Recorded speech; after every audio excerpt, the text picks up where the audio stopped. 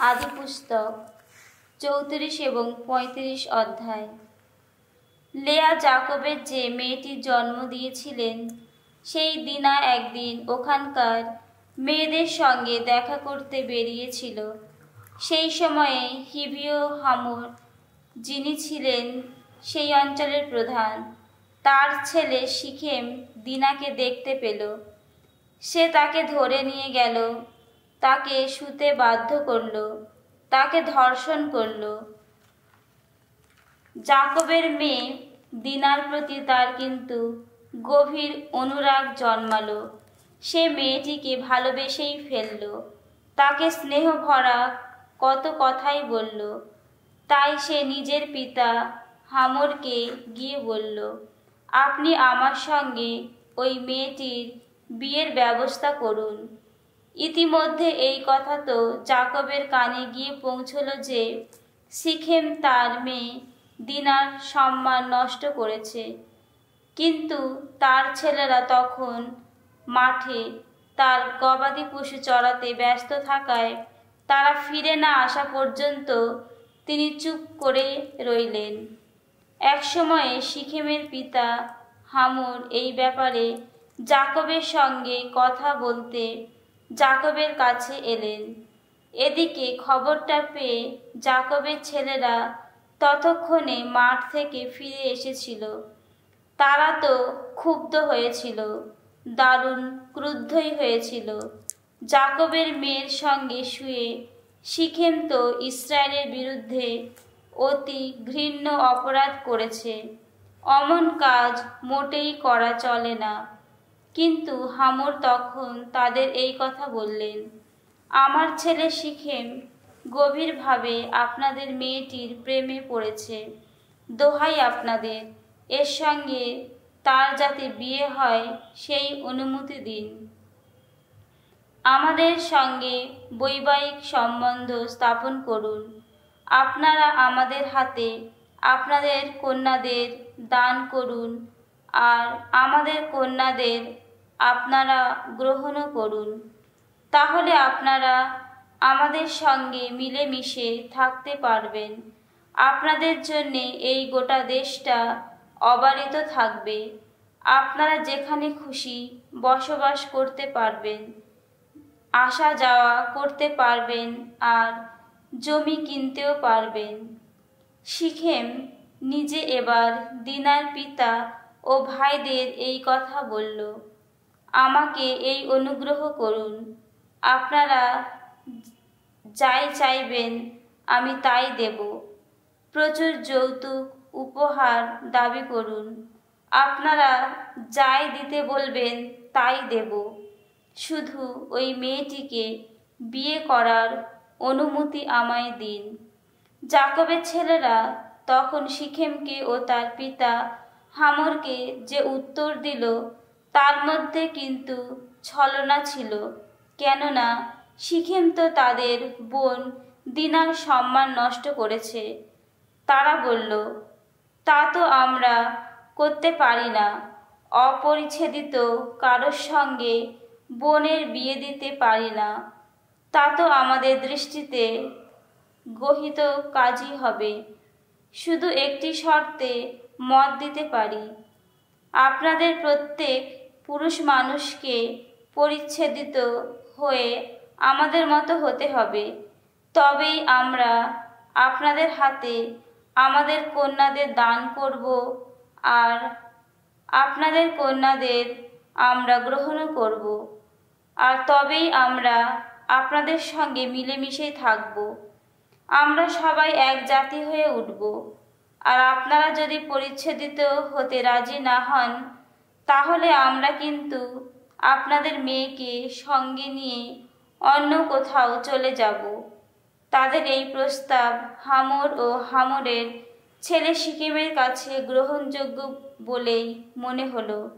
যুবকটি তখন একটুও দেরি না করে যা করার তা সেরে নিল। কেননা সে তো যাকবের মেয়েটিকে একান্তভাবেই পেতে চেয়েছিল। এখন বাপের বাড়ির সকলের মধ্যে সিখেম ছিল সবার কাছে সবচেয়ে সম্মানিত মানুষ। হামর ও তার ছেলে সিখেম এবার নগরদ্বারের সভাস্থানে গিয়ে নগরের লোকদের এই কথা বললেন, ওই যে মানুষগুলি, ওরা তো তোমাদের বন্ধু, ওদের বরং এই দেশে স্থায়ীভাবে বসবাস করতে এবং অবাধে আসা যাওয়া করতে দেওয়া হোক। দেশে তো ওদের থাকার মতো প্রচুর জমি জায়গা আছে। আমরা ওদের কন্যাদের স্ত্রীরূপে গ্রহণও করব, আবার ওদের হাতে কন্যা দানও করব। তবে ওরা আমাদের সঙ্গে মিলেমিশে থাকতে এবং এক জাতি হয়ে উঠতে রাজি হবে শুধু একটি শর্তে। ওদের মতো আমাদের প্রত্যেক পুরুষ মানুষকেই পরিচ্ছেদিত হতে হবে। তখন ওদের যত পশুর পাল, ওদের যা কিছু আছে, যত গবাদি পশু, সবই কি আমাদেরই হবে না? তাই বলছি, এসো আমরা ওদের ওই শর্তটুকু মেনে নিই, তাহলে ওরা তো আমাদের সঙ্গে মিলেমিশে থাকতে পারবে। নগরদ্বারে সমবেত সকলে তখন হামর ও তার ছেলে সিকেমের প্রস্তাবে সায় দিল এবং নগরের প্রত্যেক পুরুষ মানুষ পরিচ্ছেদিত হলো। তখন হলো কি, তৃতীয় দিন ওরা যখন যন্ত্রণায় কষ্ট পাচ্ছে, তখন দিনার ভাই শিমেয়ন ও লেবি, যাকবের এই দুই ছেলে, তলোয়ার হাতে নিয়ে বিনা বাধায় নগরের মধ্যে ঢুকে পড়ল এবং একে একে সমস্ত পুরুষ মানুষকে হত্যা করল। তলোয়ারের আঘাতে হামরকে ও তার ছেলে সিখেমকে প্রাণে মেরে ফেলল তারা। তারপর সিখেমের বাড়ি থেকে দিনাকে বের করে নিয়ে তারা ফিরে চলল। পরে যাকবের অন্য ছেলেরা সেখানে এসে সামনে দেখতে পেল যত মৃতদেহ। নগরের সব কিছু তারা লুট করে নিল, কেননা তাদের বোনের সম্মান নষ্ট করা হয়েছে। তারা লোকদের ছোট বড় যত গবাদি পশু, যত গাধা, নগরের ভেতরে আর বাইরে যা কিছু ছিল সবই কেড়ে নিল। লোকদের সমস্ত সম্পদ আর সেই সঙ্গে তাদের স্ত্রী পুত্র কন্যাদের সবাইকে নিজেদের দখলে আনলো তারা। ঘরে ঘরে যা কিছু ছিল তা সবই লুট করে নিল তারা। যাকব তখন শিমেয়ন আর লেবিকে বললেন, তোমরা তো আমাকে মহা বিপদে ফেলেছ। এই দেশের অধিবাসীদের কাছে, কানানীয় ও পেরিজীয়দের কাছে তোমরা তো আমাকে ঘৃণার পাত্রই করে তুলেছ। অথচ আমার জনবল তো অল্পই। আমার বিরুদ্ধে একজোট হয়ে ওরা যদি আমাকে আক্রমণ করে, তাহলে আমি আর আমার ঘরের সবাই তো ধ্বংসই হয়ে যাব। কিন্তু তারা উত্তর দিল, সে কি? আমাদের বোনের সঙ্গে কি এমন ব্যবহার করা হবে যেন সে একটা বেশ্যা?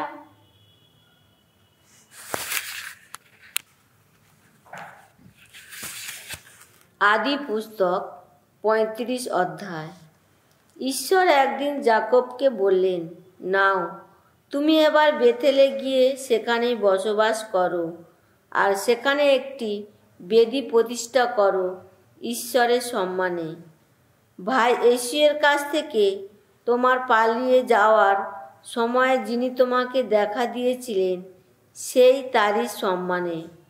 তাই যাকব তার পরিবারের সকলকে এবং তার সঙ্গে যারা ছিল তাদেরও সকলকে তখন বললেন, তোমাদের কাছে ভিন দেশের দেবতাদের যেসব মূর্তি আছে, তোমরা এখন সেগুলি বিদেয় করে দাও এবং নিজেদের শুচিশুদ্ধ করে নাও, পোশাক আশাক পাল্টে নাও। তারপর চলো আমরা বেথেলে চলে যাই। সেখানে আমি একটি বেদি প্রতিষ্ঠা করব ঈশ্বরের সম্মানে, যিনি আমার সংকটের দিনে আমার ডাকে সাড়া দিয়েছিলেন, যিনি আমার যাত্রাপথে সব সময়ে আমার সঙ্গে সঙ্গেই থেকেছেন, তারই সম্মানে। তারা তখন তাদের কাছে ভিন দেশে দেবতাদের যেসব মূর্তি ছিল এবং যেসব দৈব মাকড়ি তারা কানে পড়ত সমস্তই যাকবের হাতে তুলে দিল। সিকিমের কাছে যে তারপিন গাছটি ছিল, যাকব তারই তলায় মাটিতে ওই সব কিছু পুঁতে রাখলেন। তারপর তারা সেখানে থেকে রওনা হলো। তখন ঈশ্বর আশেপাশে যত শহরের উপর এক মহা আতঙ্ক নামিয়ে আনলেন। ফলে সেখানকার লোকেরা যাকবের ছেলেদের পিছু পিছু তাড়া করতে পারল না। শেষ পর্যন্ত যাকব নিজে ও তার সঙ্গী সাথী সকলেই কানান দেশের লুজ নগরে অর্থাৎ বেথেলে এসে পৌঁছলেন। সেখানে তিনি একটি বেদি গেঁথে তুললেন আর সেই জায়গাটির নাম রাখলেন এল বেথেল। কেননা তিনি যখন তার ভাই এসুয়ের কাছ থেকে পালিয়ে যাচ্ছিলেন, তখন ঈশ্বর সেখানেই তো তার কাছে আত্মপ্রকাশ করেছিলেন। রেবেকার ধাইমা দেবোরা এই সময়ে মারা গেল। তাকে সমাধি দেওয়া হলো বেথেলের নিচে যে ওক গাছটি রয়েছে তারই তলায়। গাছটির নাম রাখা হলো আলনন ব্যাকুত, অর্থাৎ রোদনের ওক। পাদ্দান আরাম অঞ্চল থেকে ফেরার পথে যাকব এই যখন বেতেলে এসে পৌঁছলেন, তখন ঈশ্বর তাকে আবার দেখা দিলেন, তাকে আশীর্বাদ করলেন। সেই সময় ঈশ্বর যাকবকে বলল, তোমার নাম তো যাকব, এবার থেকে কিন্তু তোমাকে আর যাকব বলে ডাকা হবে না, তোমার নাম হবে ইসরায়েল। এইভাবে ঈশ্বর তার নাম রাখলেন ইসরায়েল। তিনি আরও বললেন, আমি সর্বশক্তিমান ঈশ্বর, ফলবান হও তুমি, বংশবৃদ্ধি করো। তোমার থেকে তো উদ্ভব ঘটবে একটি জাতি সঙ্গেরই। তোমার বংশধরদের কেউ কেউ রাজা হবে। আব্রাহাম ও ইসাইকে এই দেশে আমি দিয়ে রেখেছি, যা সঁপে দেব তোমারই হাতে, আর তোমার পরে এই দেশটি সঁপে দেবে তোমার বংশধরদের হাতে। ঈশ্বর যে জায়গায় যাকবকে এইসব কথা বলেছিলেন, তিনি তখন সেই জায়গা ছেড়ে যাকবের সামনে থেকে আবার ঊর্ধ্বে উঠে গেলেন। তিনি যেখানে যাকবকে ওইসব কথা বলেছিলেন, যাকব এবার সেইখানে স্থাপন করলেন একটি স্থিতিস্তম্ভ, পাথরেরই একটি স্থিতিস্তম্ভ, এবং সেটির উপর তিনি তরল অর্ঘ্য ঢেলে দিলেন। তারপর কিছু তেল ও ঢেলে দিলেন। ওই জায়গায় ঈশ্বর তাকে সেই কথা বলেছিলেন। যাকব সেই জায়গাটির নাম রাখলেন বেথেল। তারা এবার বেথেল থেকে রওনা হলো এফ্রাথায়। এসে পৌঁছতে তখনও কিছু পথ বাকি আছে। এমন সময়ে রাখালের প্রসব বেদনা শুরু হলো।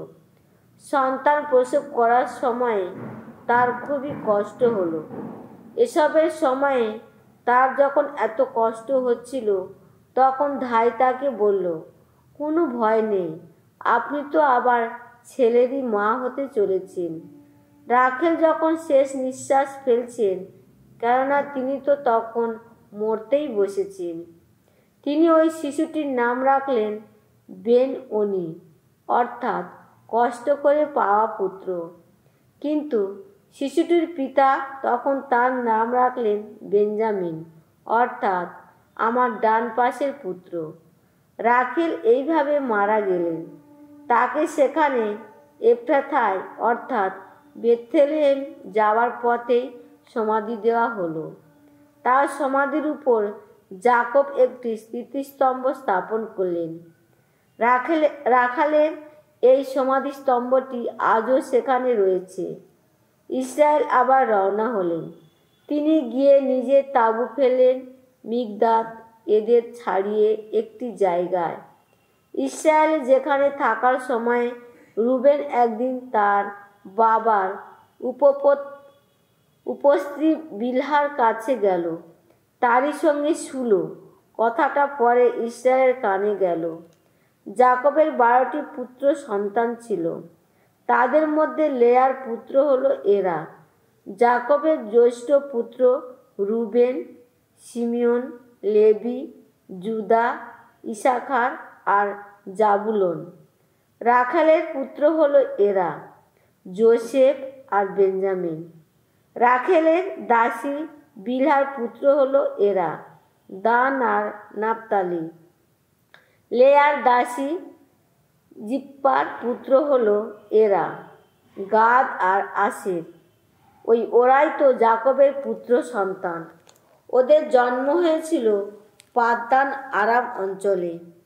যাকব এবার তার পিতা ইসহাকের কাছে এসে পৌঁছলেন কিরিয়াত আব্বার অর্থাৎ হেব্রনের কাছে, মাসরে নামে সেই জায়গাটিতে যেখানে আব্রাহাম ও ইসহাক দুজনে প্রবাসের দিন কাটিয়েছিলেন। ইসহাক সবশুদ্ধ 180 বছর বেঁচেছিলেন। তারপর তিনি শেষ নিঃশ্বাস ত্যাগ করেছিলেন। তখন তিনি বৃদ্ধ মানুষ। সুদীর্ঘ হয়েছিল তার আয়ুষ্কাল। মারা যাওয়ার পর তিনি তার পূর্বপুরুষদের সঙ্গে মিলিত হয়েছিলেন। তার 2 পুত্র এসৌ আর যাকব তখন তাকে সমাধি দিলেন।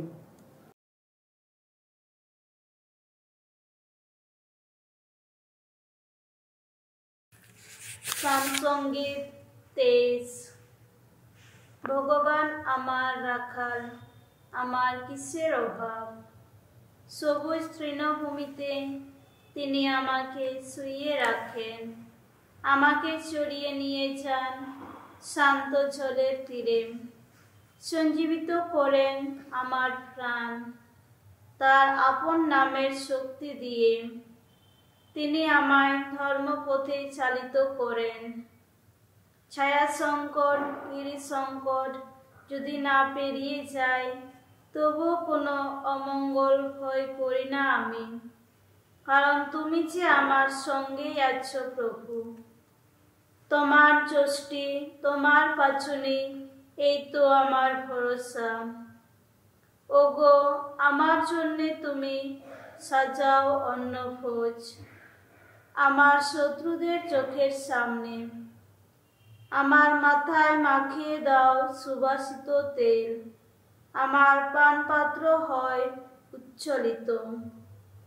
প্রসাদ ও করুণা হবে আমার সহচর আমার জীবনের সমস্ত দিন ধরে। ভগবানের গৃহে বাস করব আমি, জীবিত থাকব যতদিন।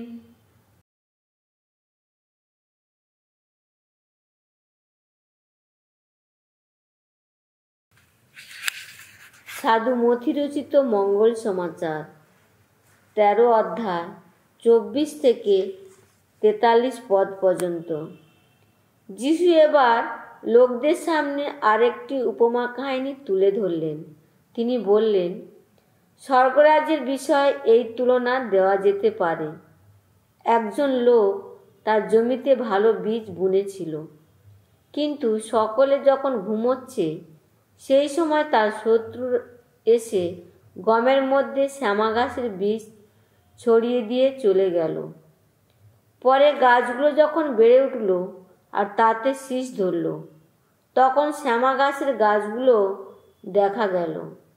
তাই চাকরেরা এসে মালিককে বলল, কর্তা, আপনার জমিতে আপনি কি ভালো বীজ বোনেননি? তাহলে জমিতে শ্যামা গাছের গাছগুলো কোত্থেকে এলো? মালিক উত্তর দিল, এ নিশ্চয়ই আমার কোনো শত্রুর কাজ। চাকরেরা তখন জিজ্ঞেস করল, আপনি কি চান যে আমরা ওখানে গিয়ে ওগুলো তুলে এক জায়গায় জড়ো করি? সে বলল, না, শ্যামা ঘাসগুলো তুলতে গিয়ে তোমরা যদি তার সঙ্গে গমের গাছগুলি উপড়ে ফেলো, তোমরা বরং ফসল কাটার সময় পর্যন্ত 2 একসঙ্গে বাড়তে দাও। ফসলের সময় ফসল কাটিয়েদের আমি বলে দেব, আগে তোমরা শ্যামা ঘাসগুলো তুলে পোড়াবার জন্য আঁটি বেঁধে রাখো, তারপর গম তুলে এনে আমার গোলায় রেখে দিও।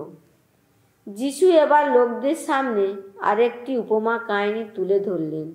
তিনি বললেন, স্বর্গরাজ্য যেন একটি সর্ষে বীজেরই মতো। একজন লোক তা নিয়ে গিয়ে বুনে দিল নিজের জমিতে। এখন সর্ষের বীজ আর সমস্ত বীজের চেয়ে ছোট, কিন্তু তার চারাটি একবার বেড়ে উঠলে তা অন্য যত শাকের চেয়ে বড় হয়, আর শেষে তা হয়ে ওঠে একটি গাছ, আর আকাশের পাখিরা তখন তার শাখায় এসে বসে। যিশু এবার লোকদের আরেকটি উপমা কাহিনী বললেন। স্বর্গরাজ্য যেন সেই খামেরেরই মতো। একজন স্ত্রীলোক তা নিয়ে এসে 3 পাল্লা ময়দার সঙ্গে মাখতে লাগলো, যতক্ষণ না সমস্তটাই গেঁজে ওঠে। যিশু সেদিন উপমা কাহিনীর মধ্য দিয়েই লোকদের কাছে এই সব উপদেশ দিলেন। আসলে উপমা না দিয়ে তিনি লোকদের কোনো উপদেশই দিতেন না, যাতে সত্য হয় প্রবক্তার এই বাণী। আমি এবার উপমা দিয়েই কথা বলবো। এবার এমন সব কথা ব্যক্ত করব যা সেই জগৎ সৃষ্টির সময় থেকে গুপ্ত হয়ে আছে। যিশু তারপর লোকদের ছেড়ে বাড়ি ফিরে এলেন। সেখানে শিষ্যেরা তার কাছে এসে বললেন, জমির ওই শ্যামা গাছের উপমা কাহিনীটির অর্থ আমাদের একটু বুঝিয়ে দিন। উত্তরে যিশু বললেন, এখানে ভালো বীজ যে বোনে সে হচ্ছে মানব পুত্র, আর জমিটা হচ্ছে এই জগৎ। ভালো বীজ হচ্ছে সেই সমস্ত মানুষ, ঐশ্ব রাজ্যেরই মানুষ যারা, আর শ্যামা ঘাস সেই মহা অসতেরই নিজের দলের লোকেরা। যে শত্রু শ্যামা গাছ বুনেছিল সে হচ্ছে শয়তান। ফসল কাটার সময় হলে জগতে সে অন্তিম কাল। ফসল কাটবে যারা, তারা হলো স্বর্গদূতেরা। যেমন শ্যামা ঘাস তুলে এনে আগুনে পোড়ানো হয় জগতের সেই অন্তিম কালেও ঠিক তেমনিটি ঘটবে। সেদিন মানবপুত্র তার স্বর্গদূতদের পাঠাবে। তারা এসে মানবপুত্রের রাজ্য থেকে জড়ো করে আনবে সেই সব কিছু যা মানুষের পতন ঘটায়, সেই সব লোককে যারা নানা অপকর্ম করে।